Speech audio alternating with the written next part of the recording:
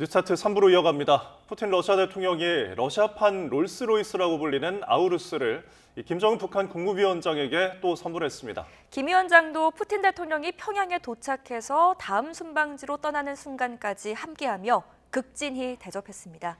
국제사회에서 고립된 두 나라가 끈끈한 밀착관계를 과시하는 모습입니다. 먼저 홍주혜 기자입니다.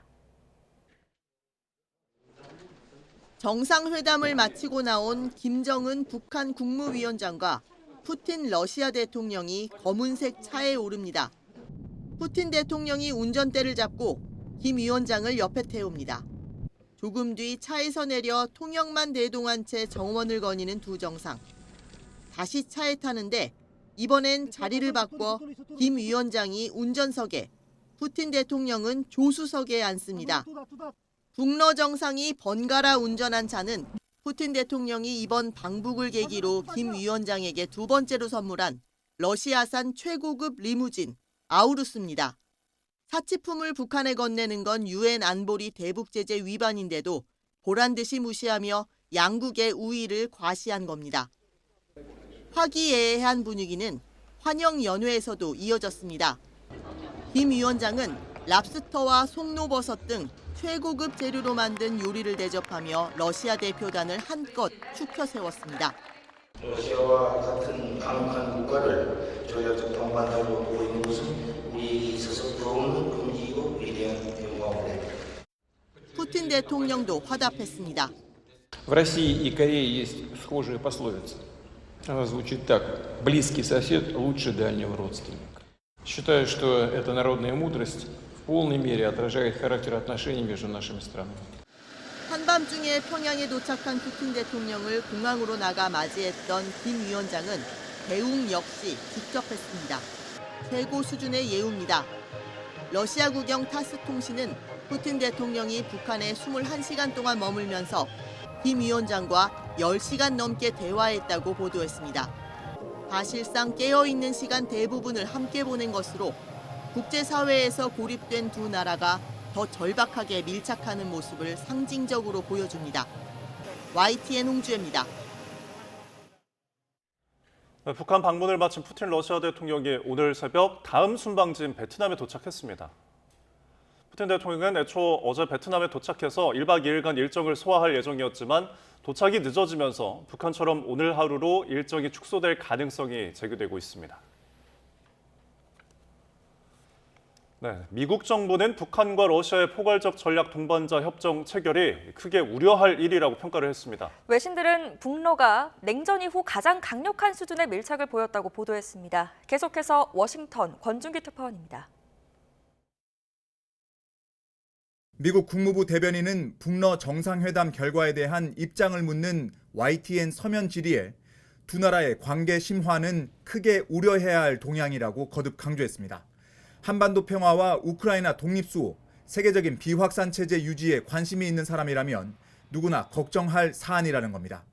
북한에 대해선 러시아에 대한 무기 지원으로 우크라이나 국민의 고통을 장기화시키고 있다며 불법적인 전쟁 지원은 안보리 결의에 대한 명백한 위반이라고 경고했습니다. 백악관 국가안보회의는 북러 간 협력 심화를 지속적으로 경고해왔다며 인도태평양 동맹국을 계속 지원하겠다고 밝혔습니다. 외신들은 북러 간 협정에서 한쪽이 공격당하면 상호 지원을 제공한다는 대목을 주목했습니다. 소련 붕괴 이후 북러 간 가장 강력한 밀착이라며 냉전 시대 합의를 되살렸다고 보도했습니다.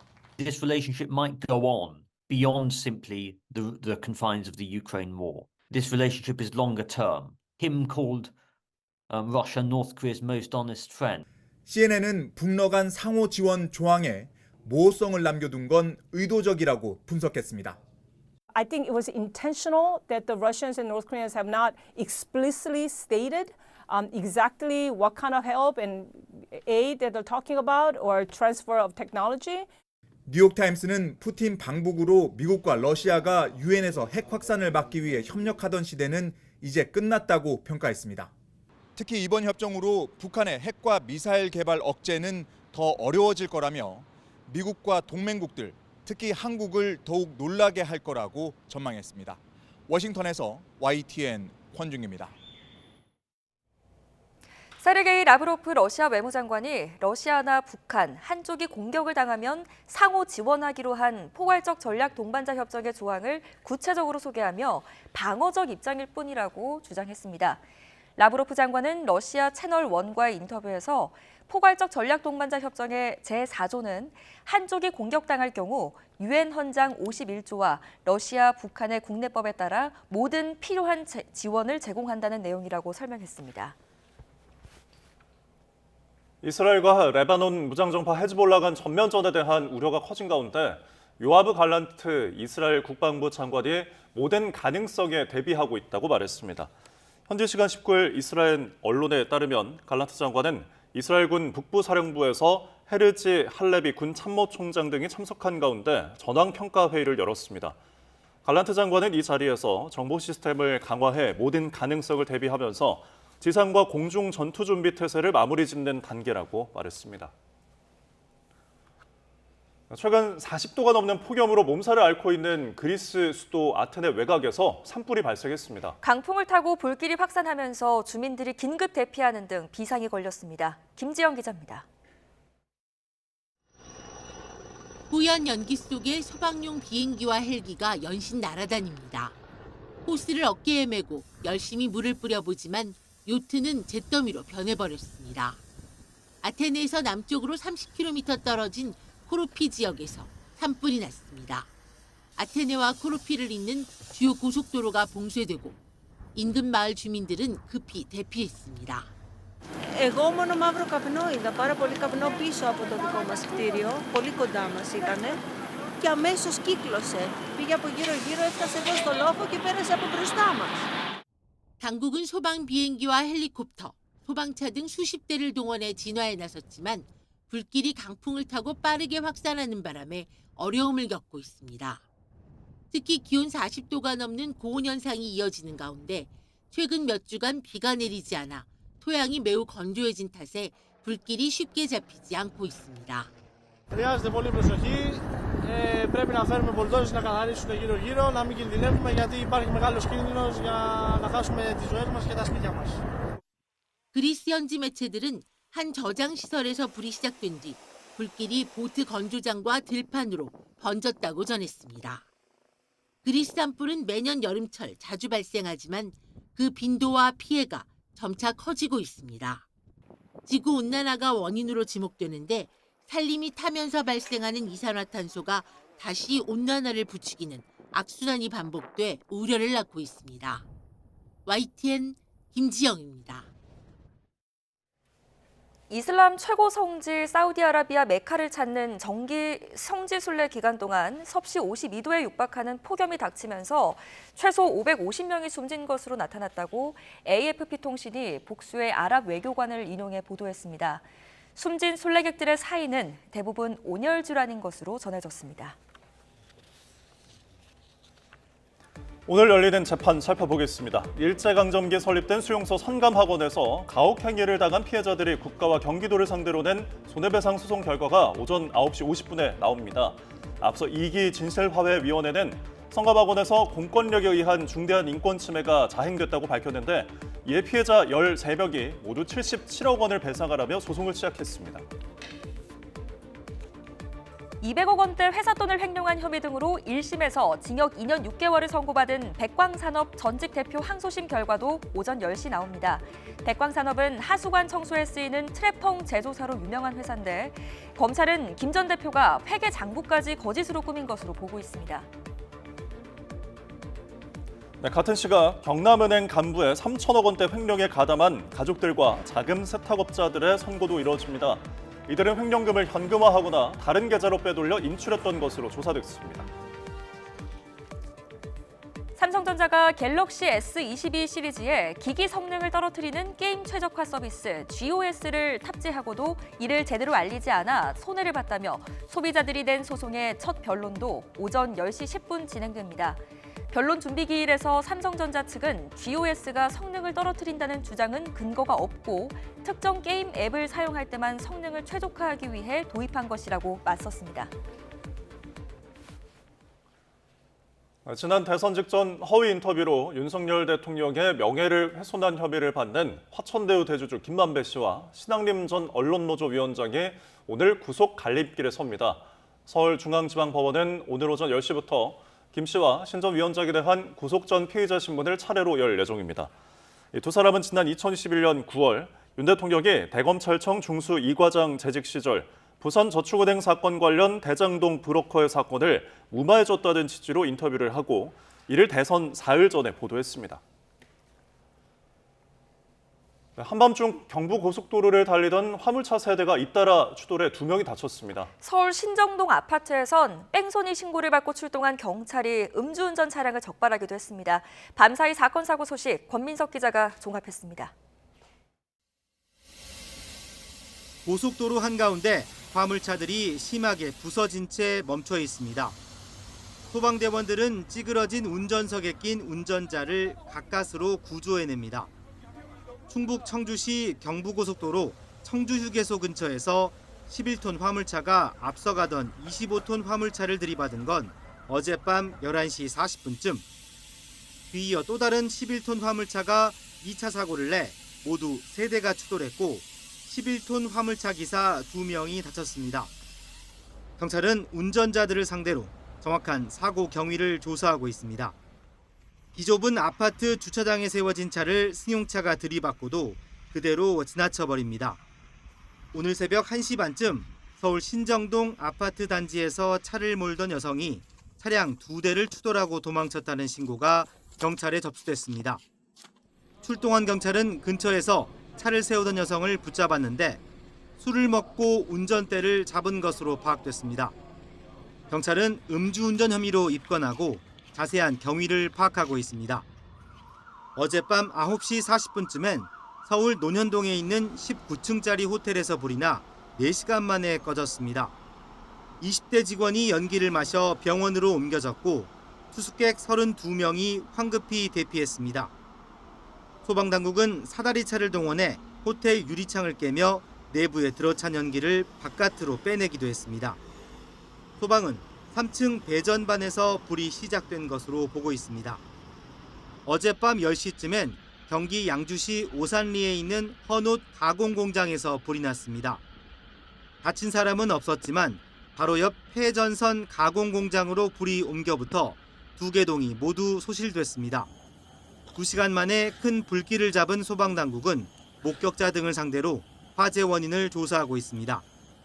YTN 권민석입니다.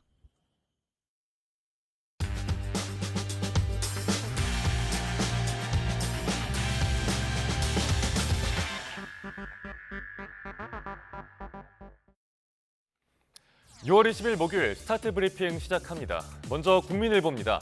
지금 출근 준비 중인 직장인분들 많죠. 혹시 어떤 생각으로 출근 준비하시나요? 오늘 하루 힘내자? 아니면 이직하자? 혹시 제가 딱 맞췄나요? 20대에서 40대 직장인 70%, 10명 가운데 7명은 지금 다니는 회사와 헤어질 결심을 하고 있다는 조사 결과가 나왔습니다. 연령대가 낮아질수록 더 그렇다고 합니다. 20대는 10명 중 8명 이상이 이직 생각을 한다고 합니다. 이미 이직 경험이 있다고 답한 사람도 70%에 달했습니다. 이직을 왜 할까요? 뭐니 해도 머니 때문입니다. 세상에 작고 귀여운 것들이 많지만 적은 월급만큼은 귀엽지가 않죠. 금전 보상에 대한 불만족이 가장 컸습니다. 또 과도한 업무량도 이직을 부추긴다고 합니다. 연봉 인상, 현재 회사에 요구하기보다는 이직을 통해 이루는 사람들이 많았습니다. 평생 직장이란 개념이 점점 옅어져가는 단상을 확인할 수 있는 기사였습니다. 다음은 조선일보입니다. 제목 먼저 읽어보겠습니다. 저금리 대출로 호객을 하더니 인터넷은행 이자 장사를 하고 있다. 올해 초 대환대출 서비스가 많은 주목을 받았죠. 시중은행보다 금리가 더 낮다는 걸 강점으로 내세웠었습니다. 그런데 지금은 상황이 좀 바뀌었습니다. 네, 주요 은행들의 주택담보대출 평균 금리를 비교한 표입니다. 지난해 12월부터 올해 4월 사이 5대 시중은행의 금리는 모두 떨어졌습니다. 반면 카카오뱅크와 K뱅크 두 인터넷 은행의 금리는 올랐죠. 네, 금리가 싸다고 호객을 할 때는 언제고 이제 와서 올려버리다니 인터넷 은행 변동형 대출로 갈아탔던 사람들은 난감한 상황입니다. 그렇다고 다시 옮기기도 쉽지가 않습니다. 중도 상환 수수료를 물어야 하기 때문입니다. 네, 눈에 띄는 수치 하나 더 보겠습니다. 87.6%와 4.9%. 이게 무슨 차이냐면 은행들 주택담보대출 잔액 증가 수치입니다. 인터넷은행의 전년 동기보다 90% 가까이 불었고 시중 5대 은행은 4.9%가 늘었습니다. 네, 인터넷 은행들은 코픽스가 옳은 영향이라고 설명하고 있습니다. 하지만 시중 은행들이 다 심사해둔 대출을 좋은 조건으로 뺏어오는 건 혁신이 아니라는 지적이 금융당국에서 나오고 있습니다. 이어서 한겨레 신문입니다. 아름다운 지중해 경관을 자랑하는 이탈리아에 평화의 소녀상이 설치된다는 소식입니다. 네, 이탈리아 사르데냐 섬으로 가보겠습니다. 오는 22일에 제막식이 열릴 예정인데요. 이번 소녀상 설치는 이탈리아 시민과 스틴티노시 정의기억연대가 힘을 합쳐서 이끌어냈습니다. 비문에는 위안부의 존재를 부정하고 각국에 설치된 소녀상을 철거하려는 일본 정부의 유감을 표하는 내용이 담겼습니다. 또 여성에 대한 전쟁 범죄를 인정하고 책임을 묻는 문구까지 포함이 됐습니다. 독일 베를린 미테고에 세워진 소녀상이 철거될 위기에 놓이기도 했죠. 하지만 위안부의 아픔에 연대하려는 세계 시민들의 노력은 계속 이어지고 있습니다. 국민일보 기사 하나 더 보겠습니다. 여자의 변신은 무죄라는데 이 표현을 극장가에도 쓸 수 있을까요? 요즘 OTT가 워낙 강세죠. 이용객이 준 만큼 극장가가 끝없는 변신을 시도하고 있습니다. 영화만 상영하는 거 아니니까 좀 와서 즐기라는 건데요. 어떤 게 있는지 자세히 보겠습니다. 네, 먼저 방탈출의 영화관 버전이라고도 할 수 있는 라이브 시네마입니다. 관객이 직접 주인공이 돼서 배우와 함께 롤플레잉을 하고 문제를 풀어서 빠져나가야 합니다. 주말 회차는 벌써 7월까지 매진됐을 정도로 인기가 뜨겁습니다. 네, 다음으로 보시는 사진은 시네 도슨트라는 프로그램인데요. 대형 스크린의 장점을 살렸습니다. 세계 유명 미술관과 작품, 예술사를 전문가 해설을 들으면서 스크린으로 감상하는 겁니다. 근데 또 오른쪽에는 요즘 핫한 취미인 클라이밍입니다. 영화관을 개조해서 아예 클라이밍 짐을 설치한 건데요. 이외에 또 골프를 칠 수 있는 곳도 있다고 합니다. 네, 극장을 찾는 발길이 예전만 못하다고 하지만 전화위복이라는 말도 있죠. 업계에선 다양한 체험 프로그램을 선보이는 기회로 활용하고 있습니다. 마지막으로 동아일보입니다. 축구 팬들의 가슴을 울린 따뜻한 소식으로 오늘 브리핑 마무리하겠습니다. 치매를 앓고 있는 할머니가 손흥민 선수를 만나는데 단번에 알아봤다고 합니다. 또 이런 말도 남기셨습니다.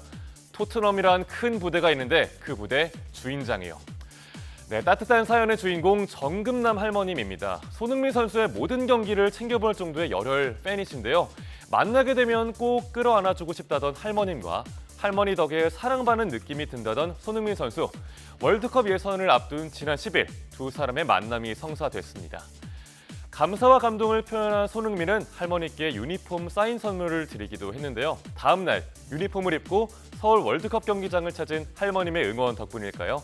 손흥민의 활약 속 우리나라도 승리를 거뒀습니다. 지금이 83세인데 100세까지 축구를 볼 거라는 정금남 할머니. 이건 뭐 어쩔 수 없이 손흥민 선수 50세까지는 국가대표 하셔야겠습니다. 네, 100세까지 건강하게 할머님의 건강을 빌어봅니다. 오늘도 폭염인데 더위 대비 잘하시길 바라겠습니다. 2월 20일 아침 신문 살펴봤습니다. 지금까지 스타트 브리핑이었습니다. 네, 오늘의 경제 일정입니다. 더위가 기승을 부리는 가운데 산업통상자원부가 이번 여름 전력 수급 전망과 대책을 발표합니다. 올해 평년을 웃도는 더위가 잦아서 전력 사용도 증가할 거란 전망이 나옵니다. 금융위원회가 금융통신 취약계층 재기 지원 방안을 발표합니다. 빚에 씨름하는 취약계층에 금융과 통신 채무 조정을 지원해 경제적 자립을 유도하기 위해서입니다. 우리 경제 최대 내가드로 꼽히는 부동산 프로젝트 파이낸싱 PF 구조조정에 속도를 내기 위해서 금융위원회가 은행 보험권과 신디케이트론 공동대출 조성을 위한 업무 협약을 맺습니다. 5대 시중은행과 5대 보험사 등 금융회사 10곳이 조성하는 최대 5조 원의 공동대출은 경공매로 나올 부실 사업장을 재구조화하는 데 쓰입니다. 한국은행이 올해 1분기 기업 경영 분석 결과를 발표합니다. 지난해는 기업 10곳 가운데 4곳이 번 돈으로 이자도 못 낸 것으로 집계됐는데 금리 부담이 완화되고 수출도 개선된 올해 초 상황이 주목됩니다.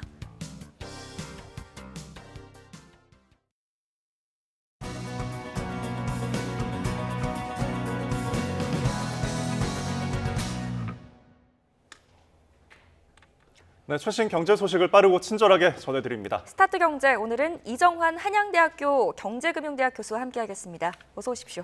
네, 어서 오십시오.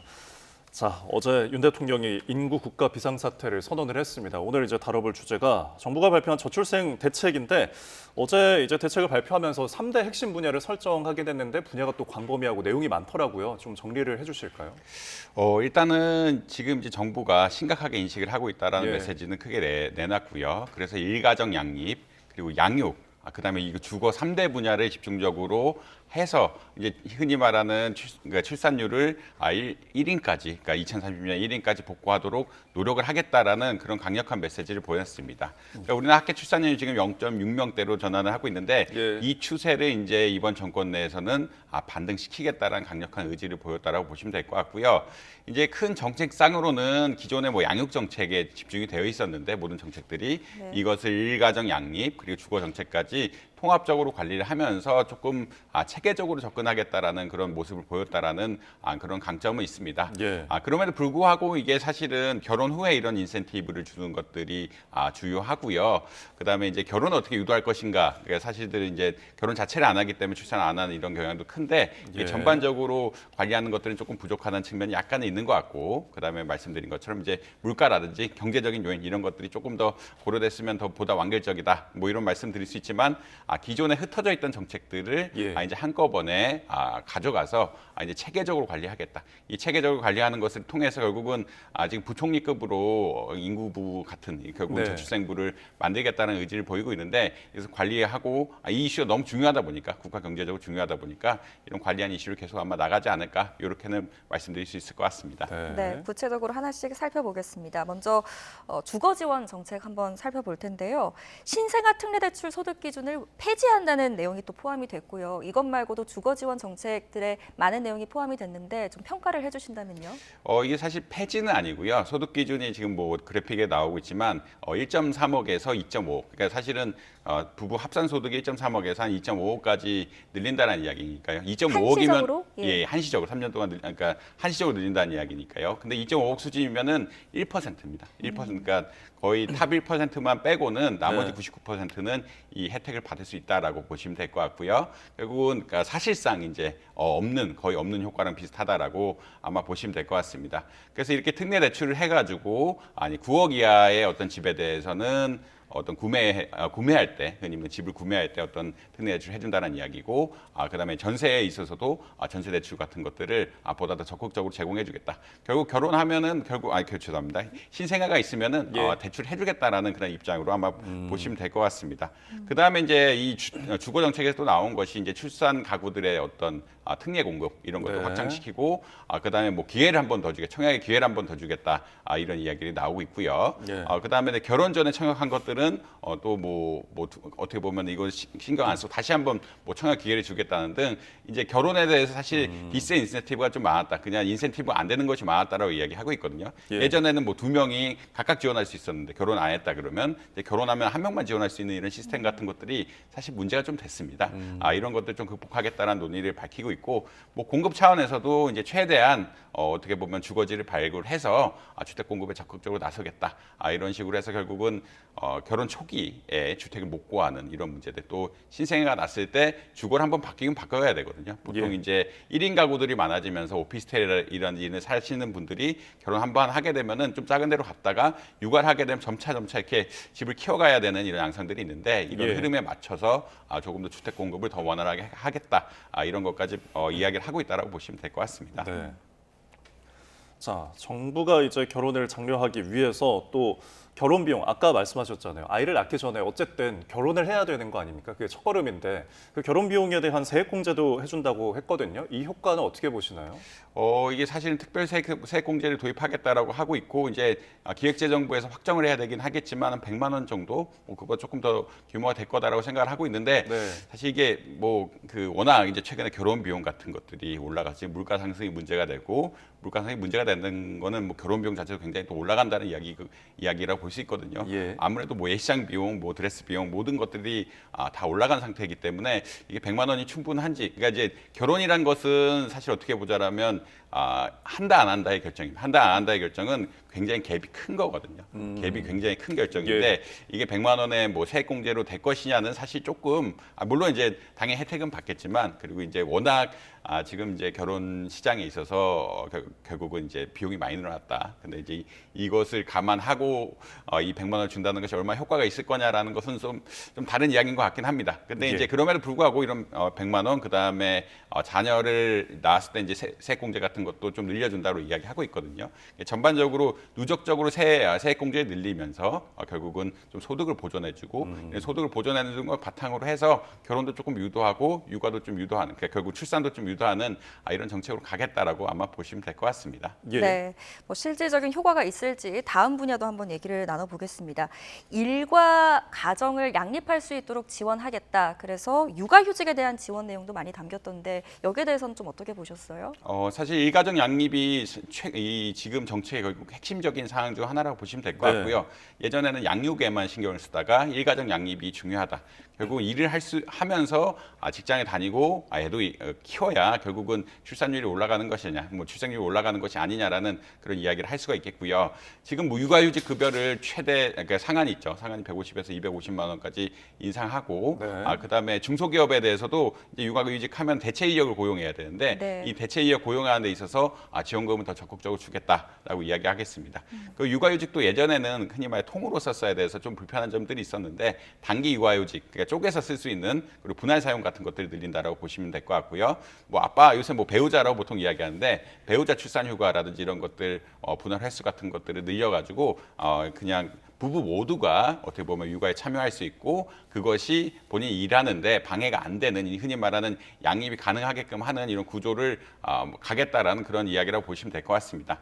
근데 이게 조금 더 잘 되려 그러면은 사실은 유연근무제 같은 것들이 조금 나와야 되거든요. 유연근무제라는 게 어떤 거냐면 뭐 사실 그 어린 아이들이 키우다 보면은 하루에 뭐 4시간만 오전만 근무하고 오후에 가서 애를 네. 보는 게 더 유리할 수도 있고요. 이런 것들, 그러니까 결국은 시간이 중요한데 어디 보육기관에 하루 종일 맡기긴 또 어렵고 뭔가 이벤트가 생기면은 또 집에 와야 되는 이런 일들이 생기기 때문에 이런 것들을 보다 탄력적으로 운영하는 경제 시스템, 그러니까 결국은 이제 일자리 구조 역시 하루 종일 8시간 일하는 이런 구조가 아니라 뭐 4시간 일하거나 이런 것들이 유연하게 근무하고 뭐 임금도 조금 바뀌긴 하겠지만 이런 것들을 인정해주는 이런 구조로 조금 가야 되는 이런 시스템적인 요소도 있다라는 말씀드릴 수 있을 것 같습니다.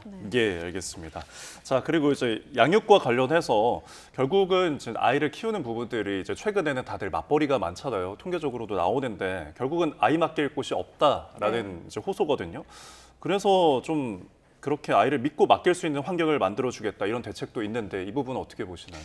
사실 이제 부모님들 입장에서는 공공보육이 굉장히 중요합니다. 왜냐하면 아무래도 사적기관보다는 공공보육이 믿음이 더 가거든요. 이런 것들 통계적으로 나와 있고 되도록인 공공보육기관에 보내겠다라는 의지들이 굉장히 강하다는 것들이 있어가지고 이제 공공보육기회를 확대시키겠다라고 이야기하고 있습니다. 그러니까 초등 늘봄학교라 그러는데 예전에 이제 교육 시스템이 좀 바뀌어가지고 늘봄학교를 늘봄학교를 운영하면서 전학년 운영하겠다라고 이야기하고 있고요. 그 다음에 이제 대기업하고 지자체의 어떤 상상형, 그러니까 중소기업까지 해서 이제 상생형으로 보육기관을 운영해서, 그러니까 사실 국가는 아니지만 뭐 국가에 준하는 대기업이라든지 아니면 뭐 중소기업이 연합해서 이런 보육기관을 하겠다. 그리고 이제 가사를 도와줄 수 있는 이런 서비스 역시 좀 확대를 하면서 보육 부담을 조금 완화시켜주겠다라는 그런 이야기는 하고 있다라고 보시면 될 것 같습니다. 결국은 양육에 있어서 그 아이가 어떻게 보면은 조금 시간을, 그러니까 흔히 말하는 일가정의 양립을 하려 그러면 부모가 일하는 시간을 만들어줘야 되는데 이 부분에 있어서 믿을 만한 공간들을 늘려주고 그다음에 보조를, 특히 말하는 이제 가사를 도와줄 수 있는 분들을 보조해주는 서비스 같은 것들을 늘리겠다라는 그런 취지라고 보시면 될 것 같습니다. 네. 최근에 또 한 기업 부영그룹에서 아이를 낳으면 1억 원 주겠다 이런 현금성 지원 대책을 내놓기도 했잖아요. 그런데 뭐 이와 관련해서 또 여론조사도 했었고요. 이번에 봤을 때는 이런 현금성 지원 대책은 없는 것 같습니다. 이렇게 1억씩 큰 돈을 주는 대책은 사실 없는 거라고 보시면 될 것 같고요. 아무래도 재정 부담도 되고 한꺼번에 많이 돈이 들어가면은 이제 재정 부담도 된다는 이런 측면이 있긴 합니다. 근데 이게 실제로는 효과가 더 있을 수 있는 게 아까 말씀드린 것처럼 결혼도 0하고 1이죠. 결혼하냐 마냐의 결정이고 네. 출산도 0하고 1이 결정입니다. 그다음에 네. 1하고 2로 늘려가느냐 이런 것들이 약간은 점프가 그러니까 흔히 말하는 기존의 가정 생활을 뚫고 가야 되는 이런 전략들이기 때문에 그러니까 체계적으로 릴렉스해 주는 것도 중요하고 이렇게 단기적인 인센티브를 같이 조합하는 것도 뭐 개인적으로는 효과적일 수 있다. 근데 이제 아무래도 지금 이 노령화 그리고 저출생의 문제는 재정 여건의 악화거든요. 이런 재정 여건의 악화 속에서 갑자기 이렇게 큰 정책, 재정 지출이 큰 것들을 할 수가 없기 때문에 네. 좀 부담된다. 그리고 이거를 한번 했다가 또 늘어나게 되면 또 취소하기 또 어렵거든요. 예. 이런 여러 가지 고려점 때문에 한꺼번에 이게 중요하긴 하지만 이게 뭐 정부에서 할 수 있는 그런 영역은 좀 쉽지 않은 일인 것 같다. 이렇게는 말씀드릴 수 있을 것 같습니다. 네, 저출생과 관련된 정부의 대책들 하나하나 짚어봤는데 그럼 교수님께서 전반적으로 지금 이제 살펴보셨잖아요. 개인적으로 좀 더 이 부분에 힘을 줘야겠다는 어떤 제언이 있으시다면요. 저는 이제 아무래도 경제학자다 보니까 이제 경제 물가 전반이 더 중요한 게 아니야. 이거는 보육에 대한 각각의 비용도 중요하지만 우리나라 사실 물가가 굉장히 비싸거든요. 이게 주거비, 이게 주거비, 그냥 양육비 이런 대책들이 나왔는데 아무래도 이제 생활 물가가 너무 비싸다 보니까 또 결혼이 어려워지는 측면도 있습니다. 식비나 외식비가 너무 많이 올랐고, 그다음 주거비 역시 사는데 이제 대출을 통해서 해주겠다고 하지만 대출을 5억씩 받으면 갚아 나가는 것이 또 굉장한 일들이거든요. 네. 그러니까 결국은 가격 자체를 굉장히 안정화시켜서 우리 중위소득 수준에서 우리가 평범하게 일하고 부부 합산 소득에 있어서도 할 만한 정도의 배수가 어느 정도인지 사실 계산을 한번 해봐야 됩니다. 이렇게 계산해봐가지고 어느 정도까지 물가 수준을 안정화시키는 게 바람직하냐, 소득 수준을 사실 올리는 건 쉽지 않기 때문에 이 물가를 안정화시키는 다양한 방안, 뭐 예를 들어서 뭐 농업의 혁신이라든지 그다음에 로봇 기술의 도입, 뭐 이런 다양한 것들을 고려해봐야 될 시점이 아니냐 이렇게 말씀드릴 수 있을 것 같습니다. 결국은 경제적으로는 그러니까 결혼 못하는 큰 이유 중 하나는 다들 경제적 요인이라고 하고 있고요. 예. 물가는 결국은 노후 생활까지 이어진 문제이기 때문에 이런 물가 안정을 통해서 노후 생활 그리고 흔히 말하는 자녀 양육과 출산에 도움을 줄 수 있는 이런 제도로 가야 된다. 개인적으로 그렇게 생각하고 있습니다. 예. 네. 윤석열 대통령이 인구 국가 비상사태다 이렇게 선언을 한 만큼 또 실질적인 효과를 거둘 수 있을지 좀 지켜봐야 될 것 같습니다. 다음 주제 넘어가 보겠습니다. 한 재건축 조합 이야기인데요. 조합장에게 성과급으로 10억 원을 주는 어떤 지급하기로 했다는 게 논란이 되고 있는데 이게 어떤 이야기입니까? 사실 이제 재건축 조합, 큰 재건축 단지 같은 경우는 조합장의 임금이 굉장히 높습니다. 예. 왜냐하면 이 조합을 만드는 것 자체가 그리고 조합을 유지하고 또 조합을 했을 때 이제 조합을 해가지고 빨리 시공을 해서 건축을 하고 이게 다 완료가 되는 데까지 사실 다양한 민원 이슈들이 있고요. 네. 이해관계들이 너무 복잡하고 그다음에 이제 다른 조합들이 나와가지고 뭐 싸우기도 하고 이런 일도 굉장히 많기 때문에 유능한 조합장에 대한 수요는 늘 있다라고 아마 보시면 될 것 같은데 예. 그래서 임금이 굉장히 많습니다. 임금이 지금 원베일리 지금 재건축 조합장의 경우가 거의 1억 가까이 된다라고 이야기하고 있고요. 네. 근데 이제 지금 문제가 되는 것은 조합장에 대해서 추가적으로 한 10억 가량 성과급을 지급해야 되는 게 아니냐. 이게 조합원들은 굉장히 반대를 하고 있고 조합장은 이것을 조합원 그 회의를 통해서 받아가려고 하는 입장이라고 보시면 될 것 같습니다. 뭐 조합장이 받아가려고 하는 것은 결국은 이 자기가 이제 공사비를 굉장히 많이 아꼈다라는 취지에 1,500억 가량 아꼈기 때문에 이 정도는 가져갈 수 있다라는 그런 취지로 보면 될 것 같고요. 예. 조합원들은 지금 이 사실 원베일리가 약간의 분쟁이 붙어 있거든요. 분쟁이 예. 붙어 있다는 것이 이 서초구청하고 이제 그러니까 흔히 말하는 공공에 대해서 기부채나 비슷하게 이제 열어주는 형식들을 해야 되는데 이것을 안 열겠다 하면서 서초구하고 약간 흔히 말하는 분쟁 관계도 있는데 이런 문제도 해결하지 못하면서 지금 이런 흔히 말하는 성과급을 가져가는 게 맞느냐? 그리고 너무 과다하게 가져가는 게 아니냐? 이미 임금을 너무 많이 주고 있는데 조합원 입장에서는 이거 과다하게 가져가는 게 아니냐라고 하면서 서로 의견이 다르고 있다. 결국은 조합장 입장에서는 공사비를 아꼈기 때문에 이걸 가져간다 입장이고 예.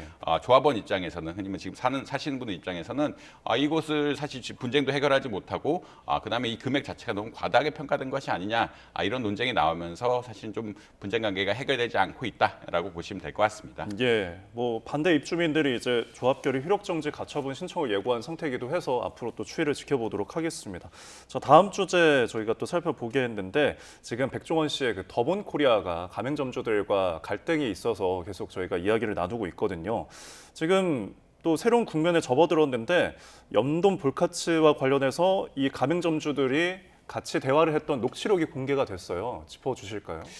사실은 지금까지의 논의는 이제 가맹점주들이 예상 매출액보다 너무 적게 받았다라는 게 큰 틀이었고, 뭐 1년은 받았지만 2, 3년에는 그 매출액 도저히 못 맞췄다라는 논리를 통해서 이제 흔히 말해서 이것을 거짓으로 만들기 아니냐라는 그런 논의가 있었는데, 지금 뭐 어제 나온 녹취록 제가 봤을 때는 이제 결국은 이런 것들이 지금 이 의견을 주장한 가맹점주들이 현금성으로 보상을 직접 요구했다라는 그런 입장인 것 같습니다. 5천이든 6천이든 이게 현금을 받으면 내가 합의해주고 다른 분쟁에 더 벌리지 않겠다라는 그런 것을 이야기하고 있고, 특히 이런 것들을 할 때 뭐 녹취록에 저 들어본 건 아니지만 이런 내용이 있었다고 합니다. 결국은 자기 과거에도 이런 것을 많이 해서 보상금을 받아본 경험이 있다. 약간은 그런 식의 논의가 나와서 결국은 이 가맹점주들이 일종의 어떻게 보면 악성 가맹점주들이 아니냐라는 그런 해석이 가능하게끔 하는 녹취록이 나오긴 했다라고 아마 보시면 될 것 같습니다. 네, 양쪽의 입장이 또 다르기 때문에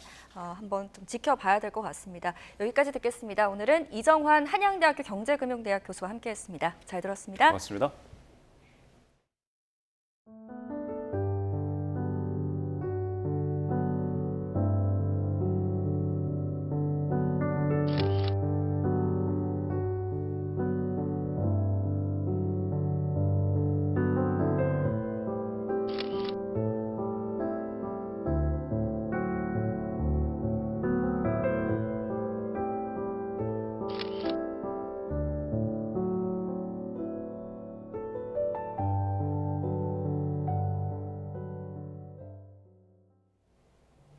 몇 년 전부터 도심에 출몰하기 시작한 러브버그가 본격 여름에 접어들자 어김없이 기승을 부리고 있습니다. 올해는 예년보다 열흘 가까이 일찍 출몰했는데 서울 곳곳에서 불편하다는 민원이 속출하고 있습니다. 임혜진 기자가 취재했습니다.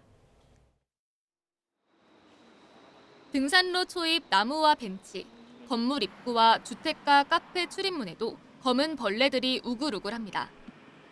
낙엽 아래엔 이들이 탈피하면서 남긴 거무스름한 허물이 수북합니다. 하단 담벼락과 나무를 온통 뒤덮은 이 벌레, 이른바 러브버그로 불리는 붉은 둥 우단 털파리입니다. 짝짓기식이 암컷과 수컷이 꼬리를 맞대고 다녀 붙은 별명인데 3, 4년 전부터 곳곳에 출몰하기 시작했습니다. 유충 시절엔 유기물을 분해하고 성충이 되면 꽃가루를 옮겨 생태계에 도움이 되는 익충으로 분류됩니다. 하지만 생김새나 작지 않은 크기 때문에 많은 시민이 불쾌감을 호소합니다. 밤이나 새벽쯤에 밝은 곳 찾아서 계속 사람들 쫓아다니면서 돌아다녔던 것 같아요. 저희는 바닥에 많이 손님 발에 밟혀서 진물 같은 게 많이 나오고요. 그리고 불편한 것보다는 이제 보기에 너무 안 좋아가지고. 본격적으로 등장한 재작년엔 은평구와 서대문구 등 서울 서북부 지역에 집중됐지만 지난해부턴 서울을 넘어 경기와 인천에서도 발견되고 있습니다. 서식지가 넓어지면서 관련 민원도 속출합니다. 더구나 때이른 더위로 올해는 출현 시기도 지난해보다 열흘 남짓 빨라졌습니다.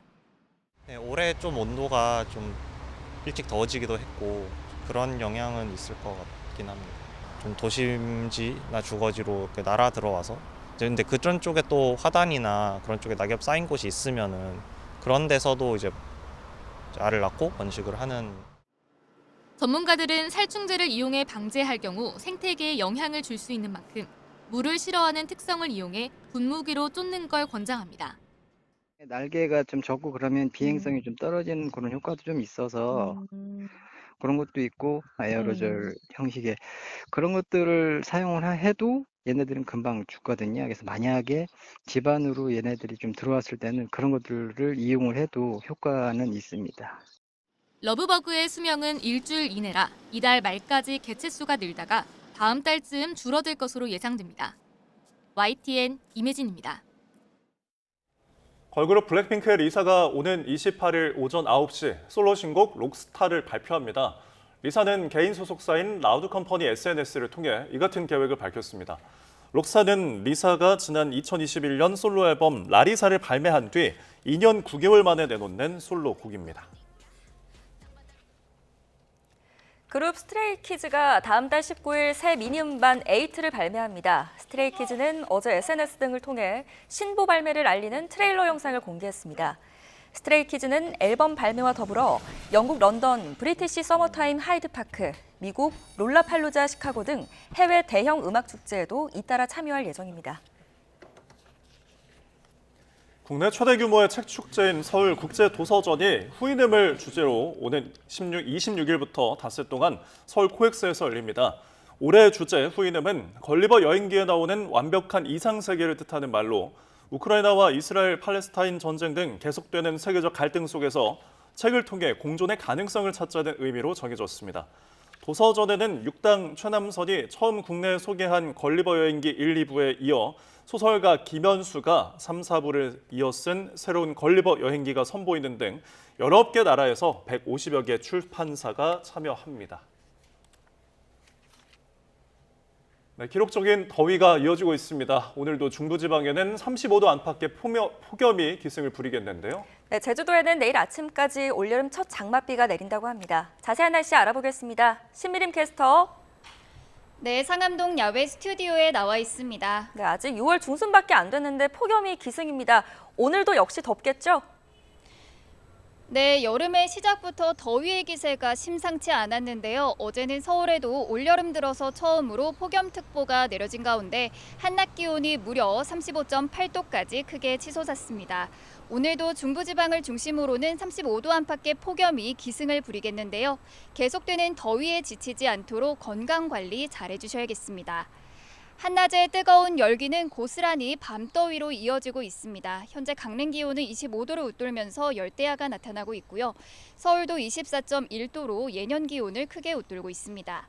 서울을 비롯한 내륙 곳곳으로 폭염특보가 확대한 가운데 오늘 서울과 대전의 한낮 기온은 35도까지 오르겠고요. 남부지방은 비가 내리며 폭염의 기세가 다소 꺾이겠지만 습도가 높아서 후텁지근하겠습니다. 네, 이렇게 더운 내륙과 달리 제주도에는 올여름 첫 장맛비가 시작됐다고요? 네, 정체전선의 영향으로 제주도에는 올여름 첫 장맛비가 내리고 있습니다. 현재 제주도에는 호우주의보가 발효 중이고요. 앞으로 빗줄기가 점차 굵어질 것으로 예상되고 있습니다. 현재 레이더 화면부터 살펴보도록 하겠습니다.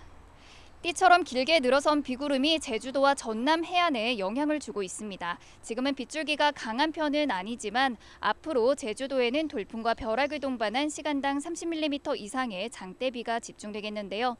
내일까지 제주 산간에는 200mm 이상, 제주도에도 최고 150mm의 호우가 쏟아지겠고요. 남부지방의 경우 저기압의 영향으로 밤까지 가끔 비가 내리겠습니다. 올여름 첫 장맛비는 내일 아침까지 이어진 뒤 잠시 소강 상태를 보이겠습니다. 주말에는 다시 정체전선이 북상하며 제주도와 남부지방에 장맛비가 내리겠고요. 중부지방에도 비가 내리면서 폭염 수준의 더위는 누그러지겠습니다.